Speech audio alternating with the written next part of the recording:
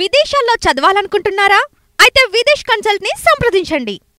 తెలంగాణలో దాదాపు 5-6 మాసాలుగా నెలకొన్న పొలిటికల్ సస్పెన్స్ కు మరో 24 గంటల్లో తెరపడనుంది. రేవంత్ రెడ్డి సారథ్యంలోని కాంగ్రెస్ ప్రభుత్వంలో మంత్రివర్గ సీట్లు ఖాళీ ఉన్న సంగతి తెలిసిందే. మొత్తం 6 మంత్రివర్గ స్థానాలు ఖాళీగా ఉన్నాయి. వీటిని ఎప్పుడు భర్తీ చేస్తారా అంటూ కాంగ్రెస్ నాయకులు ఎదురు చూస్తున్నారు.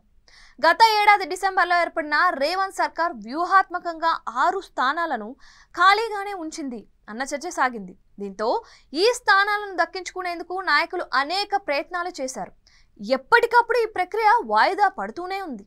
తొలుత పార్లమెంట్ ఎన్నికలు వచ్చాయి, తరువాత వివిధ కారణాలతోనూ వాయిదా పడుతూనే వచ్చింది. అయితే ఎవరిని తన బృందంలోకి తీసుకోవాలి అన్న విషయంపై రేవంత్ రెడ్డి ఇప్పటికే ఒక నిర్ణయానికి వచ్చినట్లు తెలిసింది.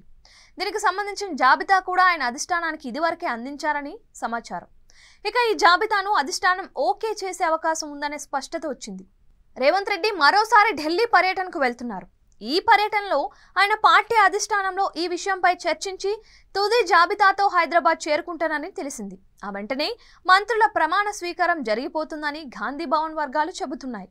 ఏదేమైనా మరో 24 గంటల్లో కాంగ్రెస్ పార్టీ నేతలు పడుతున్న టెన్షన్కు తెరపడనుంది. ఇక మంత్రివర్గ జాబితాలో ఉన్న ఆశావహులను పరిశీలిస్తే లెక్కకు మిక్కిలి సంఖ్యలోనే ఉన్నారు. అయితే ఎవరిని వరిస్తుంది అనేది చూడాలి. మొత్తం మంత్రి మండలిలో సీఎంతో పాటు 17 మందికి అవకాశం ఉంది. అయితే డిసెంబర్లో ఏర్పాటు చేసిన మంత్రి మండలిలో 11 మంది మాత్రమే ప్రమాణం చేశారు. ఇక మిగిలిన 6 నియామకం మరో 24 గంటల్లో క్లారిటీ రానుంది.